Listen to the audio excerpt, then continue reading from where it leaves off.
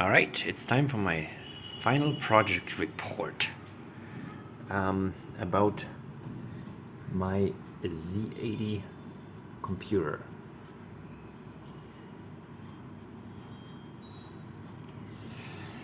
So, let us see what we have here. And I give a little bit of an impression of what I'm trying to do. The point was to do a hello world from scratch kind of thing. Just taking a microprocessor. I would have done it with this 6502, but in some way it's more exciting to do it with a Z80 because I've never worked with a Z80. I wasn't one of those Sinclair Spectrum kids. I was a Commodore 64 kid. So the Z80 certainly isn't totally new to me, and it's the only CPU I could get where I am right now. So I figured let's learn something new, and you start with a breadboard, an empty one, and you connect you just plug in the CPU and have some idea of what you want to do. I always go from right to left. I'm sorry, from left to right. And I normally, hook up the ICs are supposed to be hooked up to with a little notch on the left side. And the way they have become standardized, the TTL chips have become standardized, is that power is always upper on the upper left pin, and I put that in red, and the ground is on the lower right pin.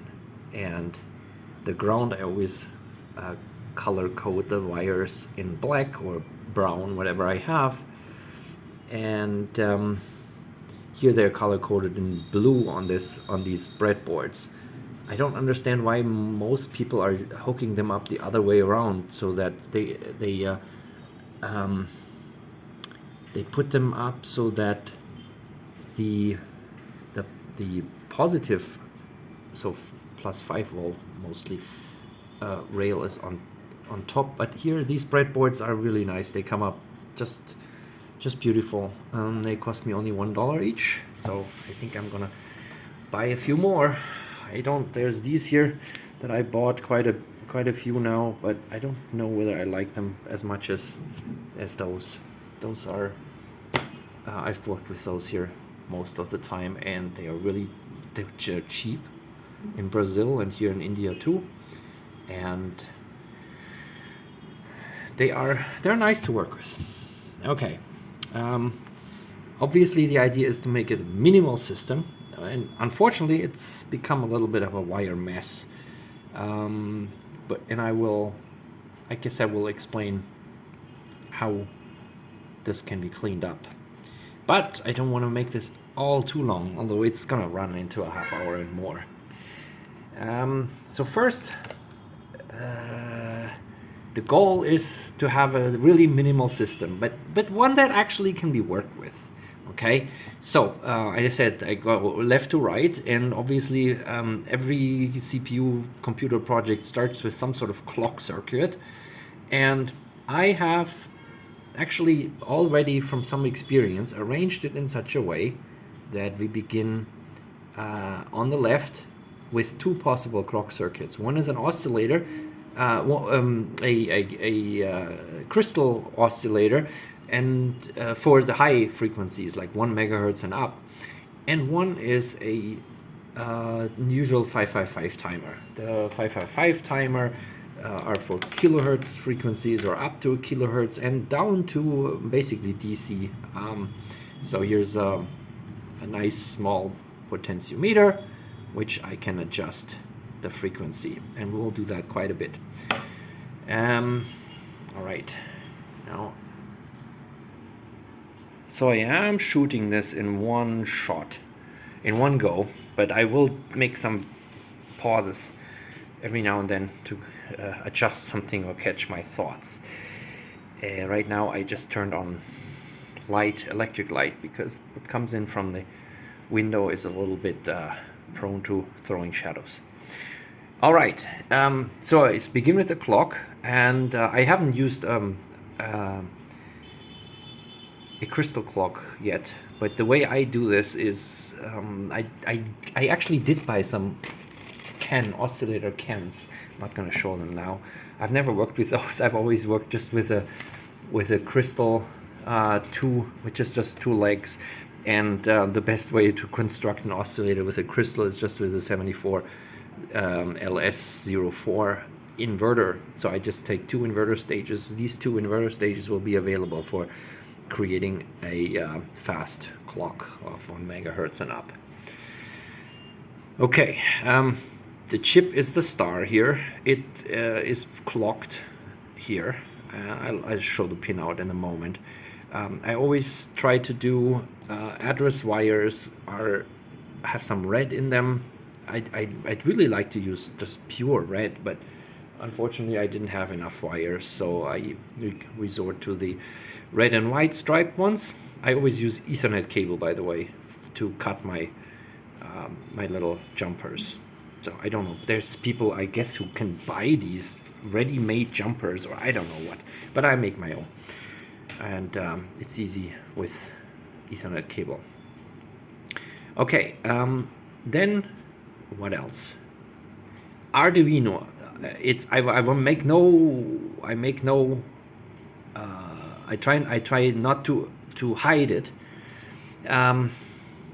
I don't like Arduinos entering projects at all. I don't like them because they tend to be, they suck everything you want to do in hardware. They suck it into software. So that's not good. However, in this case, I kind of have to do it because I don't have any input-output. I was thinking about doing my own input-output with a deregister, like a latch or something like this, to have output and show it in LEDs, and then make some sort of keyboard with a priority encoder. And I've done this, and I probably would, and this is what this extra space is for, to just build different kind of circuits for the input output. I did not get the standard Z80 parallel IO chip, or the serial IO chip. I didn't get that here, so I had to just use the Arduino. Now I think it's actually not too bad. It allows us really to monitor the activities on the bus, which is kind of really cool, interesting. You can really see everything that goes on the bus, and various control lines. I'm going to go into that in a moment. And then, of course, the most important thing for the computer is having some a place to store program code and then data, right? So we're gonna have to have some, at least minimal boot ROM, which the computer starts on, and so that's what I have here. And I have 2K ROM, and I have 8 kilobyte ROM, and I use an 8 kilobyte ROM here, just so I could put some sort of operating system on here. And speaking of operating system, ultimately, obviously, the goal would be to run CP/M, because that's kind of the standard operating system. The pre-PC era Office suite, even, right? They had this, I think they had WordStar or something, so you could even do text processing on there. Just like MS-DOS, I should know that Bill Gates stole this, right? I think he paid extremely little amount of money. He was kind of, didn't really steal it, but he was, Bill Gates, whatever. So that became DOS, but obviously even CP/M is nicer because Microsoft messes up everything. It's horrible. Everything they do turns to crap. So anyway, CP/M will eventually run on it, and hopefully, 8 kilobyte will be enough to get it going, and then read the rest from some disk storage or whatever. And then I have RAM, obviously, and in the olden days it was always limited, like 4 kilobyte and 16 and 32 was already a lot. And no, I'm gonna have 64. And actually this RAM, I was lucky, I got that this is a 128 kilobyte stone, so this is double the capacity of the Commodore 64 or any home computer at the time, which is kind of cool. And I can play with that in the future, maybe, but right now, not. So then the next thing is that most of these simple breadboard projects are like dividing the memory map up into, well, lower half we use for ROM and the upper half we use for a RAM. And in case of the 6502, you have, I'm sorry, it's the opposite. In the case of 6502, it's the opposite. Why? Because the Z80, when it starts, first powers up, it always starts at address 0, 0, 0, 0, 0. So you need to have some ROM in that address, or I guess you could just have a 2-byte ROM and then jump from there. You jump to some other place, but or 3 bytes you would need for that. But no, I just stuck the ROM in the lower position, and in the 6502 it would have to be in the upper side, because the start vectors are all read out of the high side of the memory. Okay, so but then so I didn't want to like sacrifice a lot of like half of the memory space for ROM. That's ridiculous, because you don't want to even have ROM. If you once your system boots, you want to just have everything in RAM and just basically turn the ROM off. And obviously from C64 times we know there is a memory map that you can actually rearrange during runtime. And we're going to look at that in just a moment. Okay, so let's look at this memory map that I have here. And perhaps what I should do is I take another sheet of paper to hide the parts that I don't want to show yet, because I don't want to distract people. It's everything written on one page. All right, so here is the memory map, okay? So what we want is this 64 kilobyte of memory,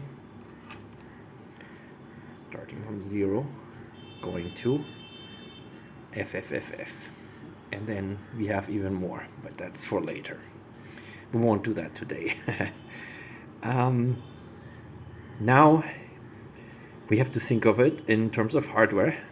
So we think of it in terms of address pins, and this is sort of logarithmically, right? So we have address pins, 16 address pins going from A0 to A15, right?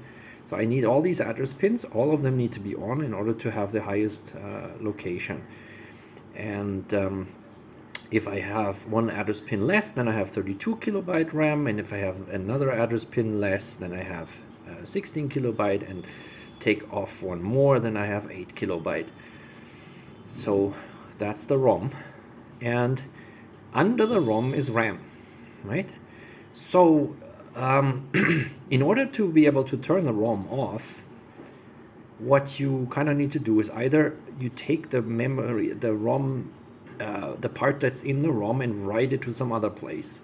We expect to have something in the high address spaces, or even on the and on the CPM system, it is like that. So you take what's in here and write it up there. But in order to get started and just work normally, you also need to write something into the lower space, because when you hit the reset button, fortunately we have only static memory, so you don't have to worry about the dynamic memory refresh thing. So if we click and hold the reset button, the memory does not get erased, and so even with ROM off, we can get started in the to boot from RAM. How do we do this? By writing the content of the ROM into the RAM right in place. So we write through. That means that in normal mode, reads will go from ROM in this area of the ROM. The reads will go from ROM, and the writes will go through RAM. Okay, so that's really the first step that goes beyond just hooking up the basic Z80 processor, the way kind of I've seen it in these simple breadboard projects from other people. Okay, so I could show the data sheet, and it's kind of fun to see like Ben Eater. It's really encouraging to see, I know, Ben Eater showing how you start from the data sheet with everything, and then you just hook it up according to the data sheet. The Zilog manual is very thorough and has everything. The one thing it doesn't have is a pinout diagram that just shows the actual position of the pins and what they are. So that's what I drew here. And so we go with my drawing here, and I don't flip through the pages of the data sheet, especially because I don't have them printed out. So 40 pins, 20 on each side. Yeah, I can divide this in 10 by 10 and 5 by 5, and that's kind of how I do it in order to draw it up manually and not totally make it ugly and unreadable. The Z80 notably is its power and ground is the old pre-standard way, what I consider pre-standard. Like all the 74 LS chips, 74 chips, right? They have this nice standard of power on the upper left and ground on the lower right. So everything flows from left to right and up to down. It makes a lot of sense. And in some of the older some of the older chips, they have the plus 5 volt on the low side somewhere in the middle, and then the ground and the somewhere in the middle on the upper side. And that's the case here. So here's power, here's ground. Okay. Now, obviously the largest amount of pins are address pins, because it has a 16-bit address bus. So they need to be here. A0, 1, 2, 3, 4, 5, 6, 7, 8, 9, 10. Those are really nice, arranged really nice, because it starts at pin 30 for A0, 31 is A1, 32 is A2, really nice up to 10. A10 is pin 40, right? It's totally nice. You can actually memorize this, which helps when you wire it up. And then it goes on, and yeah, and even there it goes on with pin 1 is address 11, all right? Pin 2 is address 12. Pin 3 is address 13. So really nice. And you can even align those here, 14, 15, right? So pin 5 is address 15. All of these are address bus. Nicely topologically oriented, that the wiring becomes pretty straightforward. And then the clock input. That's the clock that goes to the... I haven't shown all the control lines as connected, because otherwise there's too much crossing over. But I did show the basic wiring of address and data bus. Okay, so let's go to the data side. After the address comes the clock, and then comes the data part. And actually that's pretty nice, also arranged around this stupid 5 volt that is in the middle lower side. But so it's all the data lines are together, but unfortunately they are in a crazy order. There's no order whatsoever, right? It goes data 1 0 7 2 6 5 3 4. It's like everything you could imagine that can be messed up is messed up, right? It's not even every other pin is flipped over, which looks like this 4 3 5 6. Somehow it looks like they're 0 1. They're flipped over, but then let's also flip the highest bit from the upper side to the lower, and it's crazy, but that's just what it is. So anyway, they get resolved by crossing it over as required, and then you have the data bus 0 to D7. All right, and you, as always, address bus on a processor is output only, and data bus on the processor is input and output depending on the timing. So we got data bus, address bus, and now comes the control lines. And to Z80's credit, they have put the address lines the control lines nicely together. But now with the control lines, that's where you actually get started to think. Address and data is always the same, but with control, you get to think, what can I actually do here from the outside? And there is the usual stuff: interrupts, non-maskable and maskable interrupt, which currently I don't deal with at all. That's for when we start getting more sophisticated with input-output. Then these would come into play. One thing that's visible from here is that all control lines, all control signals here on the Z80 are active low. And I think that's kind of common in all control lines everywhere. It's not just Z80 thing. Active low. So what are the most important control lines? Well, you always have to have a reset line. So there's a reset control here. That's kind of the most important one to even get going. Then you need to have something that tells you which way the data bus goes. Does the data bus output now for writing, or is it becoming an input? Is the data bus becoming an input for reading operation, right? So you have a write signal, a write line and a read line. If they are both high, then the data bus would be presumably not used. If read goes low, then the data bus is going to become an input, and if write goes low, then the data bus becomes an output. All right, so that's cool. Now in the Z80 case, there are three different ways of, well, I guess it's not even the data bus, it's the address bus. There's three, but two different ways of using the data bus. One is for normal memory operation, and then there is I/O operation. Okay, and that's why you can actually run the Z80 without requiring much of a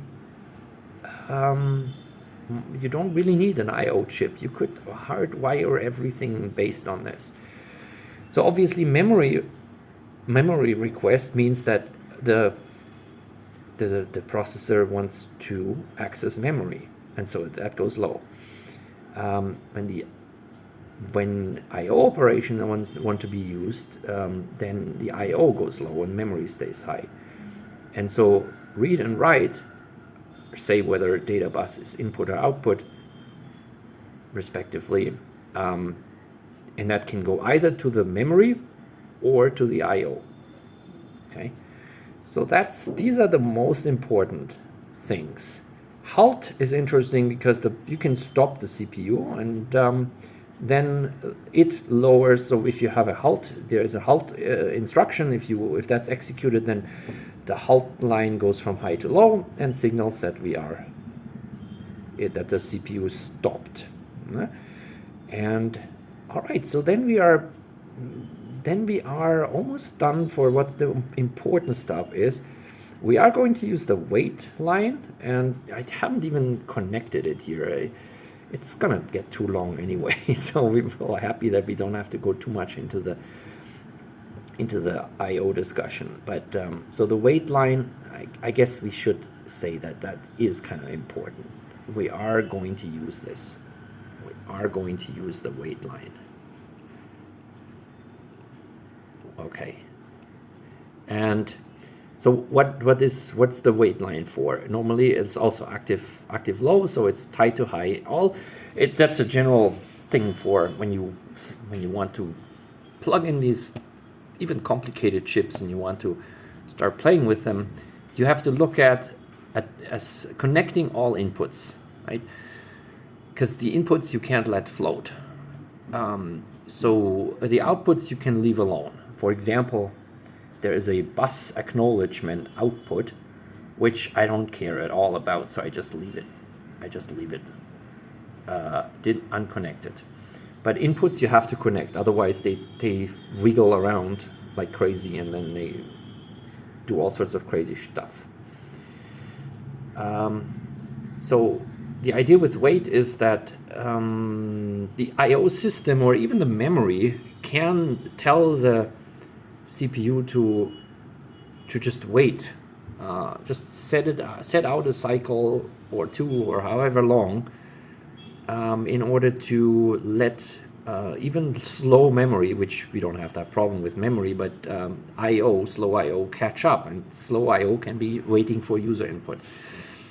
So in the simplest case, which of course you wouldn't do that in a real computer system, user input, you halt the CPU in order to wait for the user input. That's a pretty brutal method. Okay, then reset, I described that. There is this bus request and bus acknowledge. I'm gonna say this real quick. The point of that is DMA, direct memory access I/O. So an I/O system can say, hey, I want to take over the bus, or even the graphics system could do this, right? It could say, well, I want to take over the bus now, and I'm going to talk directly to memory, and you just sit there quiet, wait until I'm done. And because there's a timing matter of when exactly the CPU will start relinquishing the use of the bus, it will set the bus acknowledgement to low, and then signaling that therefore whoever requested the bus can now operate freely undisturbed on it. We're not going to use this now. We might, obviously this is something that would be used fairly soon, because DMA, direct memory access, for I/O is great, both for input and for output. You just tell the I/O system which address you have the buffer, and then it'll just put the data as it reads it from disk or whatever directly into memory. So that's cool. I already talked about the reset, obviously. That's connected to a simple reset button. So let's say, how do we do this? We connect it to a, how do I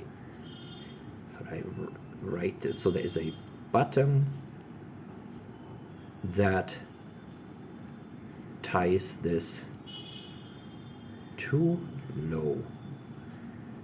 Okay, I hope this is clear enough. So I can press the button, then the reset line goes low, and then we have a reset. All right, and we have left with two more only. There's a thing called M1, which is a really curious thing, a really curious signal, which could be so darn useful, but unfortunately is not. It's really only interesting to connect a blinking light to these days. And then there's refresh. So M1, the CPU is built in such a way that the wait signal can actually, like I said, can wait for memory too, right? If the memory is slow and needs 2 or 3 cycles in order to access it, then it could just stop the CPU and say, well, wait until I figure this out. However, in the M1 cycle, in the M1 phase of the execution, that apparently is not possible. So in the M1, you actually have, the memory has to respond fast. And M1 is what? It is when the instruction word is read. But it's unfortunately only the instruction word, only the instruction itself, not the operands. So if this M1 was also on when the operands are read from memory, then it would be super cool, because then you could actually build this type of Harvard architecture where you have your memory, you have different segments of memory, and you can combine it with virtual memory and whatever else, and you can say, well, if M1 is low, that means we're reading program code, and if M1 goes high, then it means we're reading data. But unfortunately, that's not the case. M1 is only low at the first moment of the instruction read cycle, instruction read phase of the cycle, of the execution cycle. So first it reads the instruction, then it may read another word or another word. So in the Z80, its instruction can be between 1 and 3 bytes, right? And once that is done, and it reads the operands, then the M1 is off. So meaning that it goes back into high.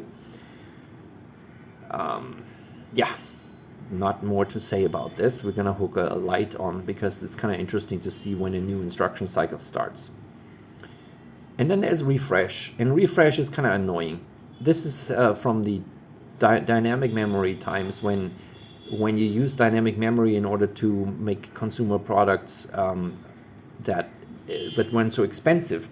Today, it kind of doesn't even matter. At these small sizes of 64 kilobytes, you can easily and affordably use static memory, so you don't need the refresh anymore. And sadly, the Zilog Z80 did its refresh by itself. The Commodore 64, the 6502, and other people would worship Apple and would talk about Apple, but I don't care. So the 6502, it didn't need something like refresh because the memory access for the dynamic memory to keep the capacitors well charged for ones and zeros, etc. That refresh would be done by a separate outside circuitry, which in case of Z80, the idea was obviously that, well, if you put it all in this, then we can make a simpler system. Unfortunately, that isn't really true anymore because now it's actually becoming a little extra complicated. It's a bit confusing because of the refresh, because every time an instruction word is read, then immediately a refresh is also done. It's some address by some counter, and this is when we monitor what's going on the address bus. Then that becomes really confusing because suddenly there's a refresh. Refresh is indicated by having a memory request, so the memory is accessed for some sort of read access. However, read and write lines are not set because data is not being expected, but address is being output. So that's my complaint about this refresh. Good, so now we are through all the pins here, and we can now look at memory real quick. So I'm using two memory chips here. One, this is ROM and RAM, okay?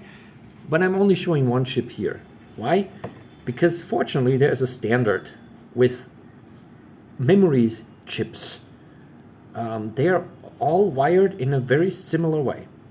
And it aligns not on pin 1, which is down here. So I should be showing the little notch here. It doesn't align on pin 1, it aligns on the ground side, on the high side counting. So on the ground side it aligns, and it's always the same. So you always have ground, D2, D1, D0. So data lines 0, 1, 2. The data side is here on this ground side. This is the data side, okay? So D0, 1, 2, ground. Then 3, 4, 5, 6, 7 to make 8 data lines. It's beautiful, organized, and it's always the same. Really, really convenient. And then you can see some of the history here. Obviously, like I remember the memory map, you need 12 address lines just for 8 kilobyte. For 4 kilobyte, you need 11 address lines. So the majority of these address lines are crammed in this very small address space. And then as you increase, double the size of the memory, you're gonna have just a few more address lines. So this is where I guess the history of these memory stones come from, of this pinout. That you have, so is the data bus here, right? And then comes the address lines A0, 1, 2, 3, 4, 5, 6, 7. Really nice, okay? Now 7 address lines, or 8 address lines, that gives you just 256 bytes of memory, right? That is not a lot. So it is obvious that very soon additional memory lines, address lines were there. And I think it lines up just exactly like this, that here you might have in an old memory device, you might have the power connector here. Okay, and then came 8 and 9. So the address was well organized, wrapping around like this, A0 to A7, then 8 and 9. All right, so with 9 you get, with 9 address pins, right, which means you go from A0 to A8, you get 512, and then with 10 you get 1 kilobyte. All right, so 1 kilobyte, and it very much looks like this has gotten up to 1 kilobyte. And that was it, because now comes something funny. There's A11 here, and there's output enable and A10 and chip select. So I think the history of this is that A11 was once the write enable signal connector pin, right? Here was power, A8, A9, then this would be write enable, output enable, nicely next to each other, because that's what they're sort of exactly complementary, just like here, write and read, right? Write enable, output enable, and then at some point later came 10, address line 10. Why that is not at this position, and we have chip select, output enable, write enable, that would make so much more sense, but I think there's some cost involved in routing the from the die, the connections from the die to the pin. There's some you don't want to cross over. You can't cross over when you connect from the die to the pin. So you would have to make that crossover on the die, and I think there's obviously there's lots of constraints inside this black box which we don't even appreciate. But so that's why you have after the data bus first the chip select, then A10 output enable, and then as the memory gets extended, generation by generation, they're extending into this direction, right? So the power pin will move up, right, leaving space into which then goes maybe a write enable, right? So here, for example, in this AT28C64 ROM, EEPROM, right, the write enable got pushed here because A11 is here. A10 must have been fixed before, so it stays. A10 is always between chip select and output enable. But the write enable moves up, and wherever it leaves the next reasonable address pin. So that's how A11 shows up here. And then in this 128 kilobyte memory, the write enable was pushed out more, and leaving A13. Now, here's something that is a little bit regular, is that even address line numbers, A12, A14, A12, A14, A16, were on this lower side, and on the upper side is a little bit messy because the write enable signal moves around. And there's one signal that I had to edit in after I already drew it all, and that's such an important thing for my memory map implementation. That is the chip select 2, right? Again, all of these control lines historically are always active low. So write enable, output enable, chip select active low, meaning you give it a 0 instead of a 1 in order to activate it. I have a theory why that is, but I'm not going to get into that. History, obviously. But there is sometimes they're putting in a complementary line, and they're required to be both activated, and they do that often with gates, with gating output enable. Some chips have this, and then obviously the chip selects and this is just beautiful. it is a sort of a service to the designer of the system, because if there are any kind of exclusion logic going on, it really helps you to have this additional AND gate, or or not AND something else, which you have to activate both, and one is active low and one is active high.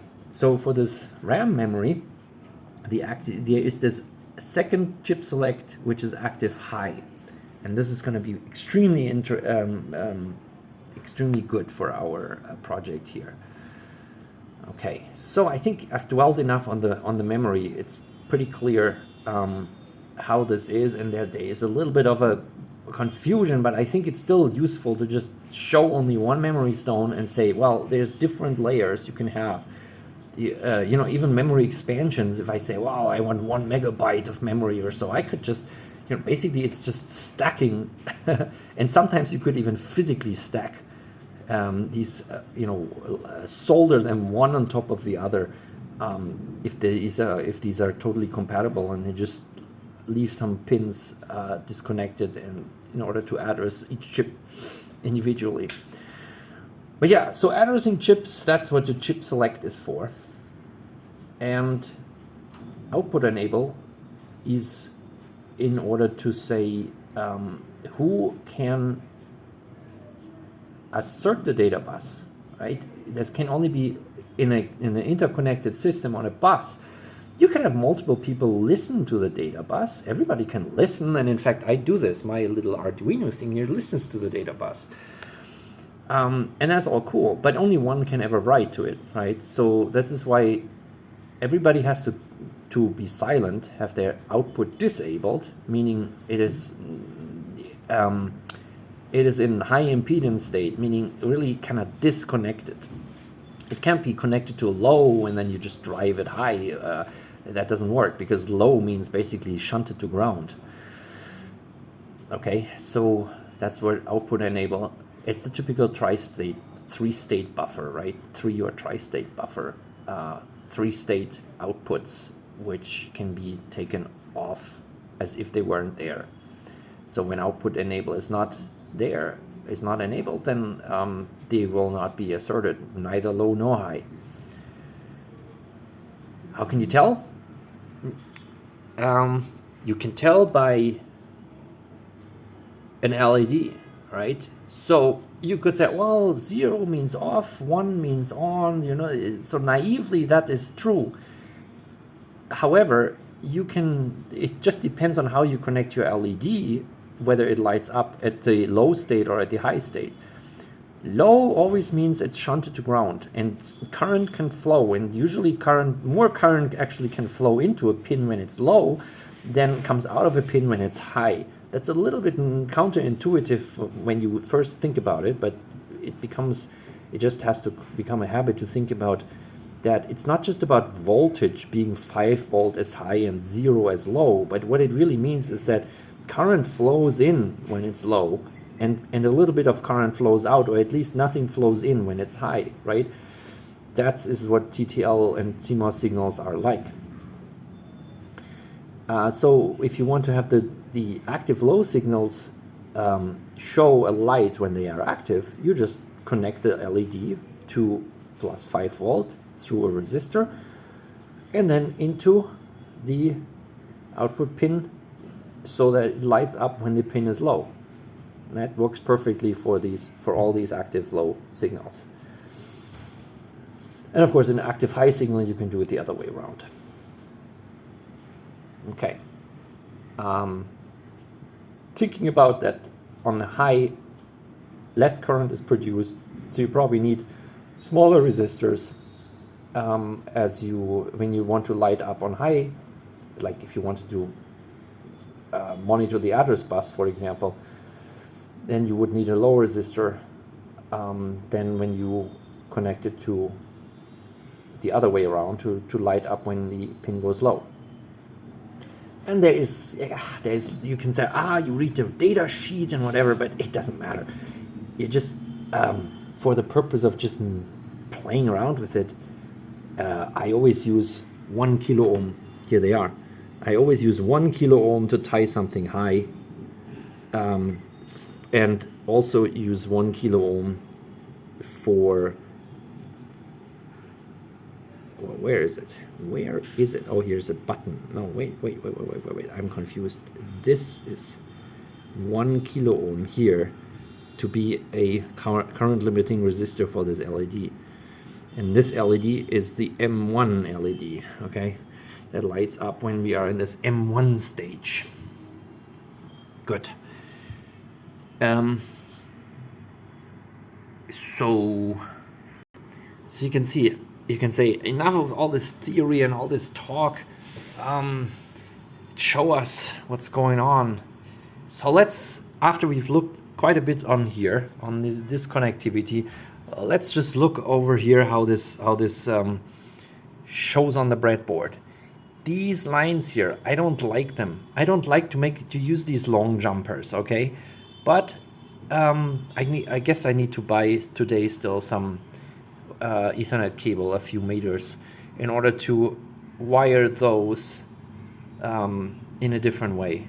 However, it's kind of nice because they fly over and they allow me to just connect 4 at a time and 3 at a time, and that makes it kind of easy, especially if the final setup is not completely finalized. And here this I/O side is really not completely finalized. I'm just getting started, so I'm okay with this. Perhaps I should use some more permanent cabling with crimped connectors. I have to find those still, because like, what is his name, Sharman, who was showing us the 8-bit pipeline CPU, he has it all very nicely organized with these crimped cables instead of these standard breadboard jumpers, and I'm gonna do at least that. So these are the 8 data lines. Okay, also wish they would be one color. I like to use green for data, red for address, blue for control lines. If I had yellow, I would also use yellow for control lines, and perhaps distinguish inputs and outputs and whatever. Now these here are the address lines monitoring the address on my Arduino. So the Arduino is wired how? Data, input and output, address, but only 0 to 5. There's just not enough pins there, and it's not that important. So I can make do with 6 address lines to figure out what's going on, more or less. Then we have to communicate with the I/O system, we have to look at the I/O request signal, whether it's high or low. And I could put the interrupt on there. So the Arduino has 2 interrupts, and I could have put the interrupt on the I/O signal. So whenever I/O goes up or down, I mean, whenever I/O goes low, it means that the Arduino needs to do something. It would invoke its interrupt routine and then serve that. Then look at whether it's a read and write request and act accordingly. But I didn't do this. I hooked the interrupt to the read and write line. On the write line is on the falling edge. I go in the interrupt in order to serve the request for data. And obviously I cannot always know, I don't have the data available, and so in order to then stop the processor, I use the wait. I assert the wait as a low on the wait. So the processor who gives me an I/O request, wanting to read. I'm mixing this up now. Wanting to read. When the CPU wants to read, it means we need to produce data that it can read. And if we don't have that data available yet, then we assert the wait line. And I do that in my interrupt routine. I just always assert the wait line. And when I'm done, I take the wait line off, or back into high state, which is its off position. And that may happen all within one cycle, and the CPU never waits. But if it does take longer because we're actually waiting for user input, then the CPU will just hang on and wait for that time. Okay, so the read, for the read I have actually, I need to monitor both the falling edge as well as the rising edge. So the falling edge, I start the read operation, look for data to give out. If I don't, and immediately throw the wait line. So hit the brakes, right, just in case. But if I get the data fast enough, then I can release the wait line immediately after I output the data. Or I will output the data later, but I monitor the read going up again, because at this point I need to make darn sure that my data lines are inactivated. So when the read goes down, the data lines can be activated, because we are supposed to write, at least in some cases, so that we activate the data lines for output. But then when the read ends, we need to make sure we have the data lines inactivated, or just listening, right? So when the write goes down, then we are receiving, the CPU will send us data which we are receiving and presumably spitting on the screen or whatever. So yeah, that's how this works. So we can see this here, data lines, the address lines. They're just leftover cable, that's why it looks so ugly. It's not pretty. And then we have here this light, the red, is the wait light. So when the Arduino says no, wait, it'll go on, and it actually always goes on, but it flashes so quickly that you can't see it other than if we actually hang on the wait state. And then these three are all yellow. Maybe it would be nicer to have them different colors, but this one is the I/O request light, goes on when there's an actual I/O request, not just a memory or a refresh or whatever. And this here is the write line, and this is the read. So if the CPU wants to read from I/O, then the read line comes on and the I/O request comes on, these two together. If it wants to write to I/O, the I/O request comes on and the write line comes on. Read and write are always mutually exclusive, but they can of course be off. And what's good about having the interrupt on the read and write and not on the I/O request is that if we don't have an I/O request, then we actually just monitor what's going on the bus, and we can output what's going on the bus and actually inspect it. That's really cool. So we can see as the CPU is reading from memory to find its instruction and operands and do whatever, we can see these operations showing up because we have the interrupts on reading and writing, and we can spit that out on the screen. And the only time we actually act on it is when we also get the I/O request. Okay, that's when. So the interrupt is on falling edge of read. We then determine is it actually real that are you talking to me, right? Then the I/O request is low, and so in that case we throw the wait, right? Otherwise we don't throw the wait because they're not talking, we're not being asked, so we keep silent and just listen. Good, so we got that, and this is here, and we got an idea of what this cable stuff is. And I said green are the data lines. So here we have these data lines connected between the two memory stones, and here we have the other side, the D0 to D2 connected because they are corresponding and they're all connected together, and which one is being read and written is determined by the chip select. Same for the address lines. The address lines are just simply connected together. They're nicely aligned here. So this, and then there's all this crossing over on the A8, A9, A10 and then 11 and whatever else there.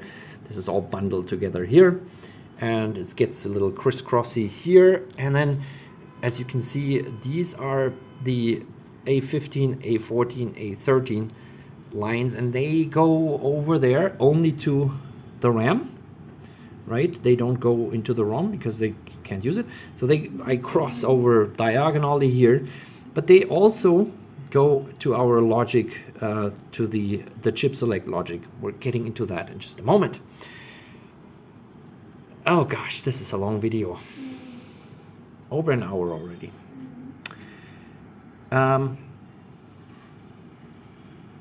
It's getting to be over an hour. Okay, now down here we have the data lines that go over to our Arduino, and this is how I start, and then from here I route them with these flyover cables. That's just, otherwise it would just get too crisscrossy and kind of ugly, especially at the time when this I/O side hasn't been decided yet. If this was decided, I would probably start hardwiring them and not using these jumper cables anymore. Good. So that explains all of these things, and we can now completely focus on these control lines where the real action happens. And obviously there's all these lights. So I'll say this one is the clock. This one is M1. So this shows us this lights up at the beginning of each instruction cycle. And this one is the last little thing that I connected. That's for this refresh. I needed that to debug because I had trouble on the memory bus, and I just need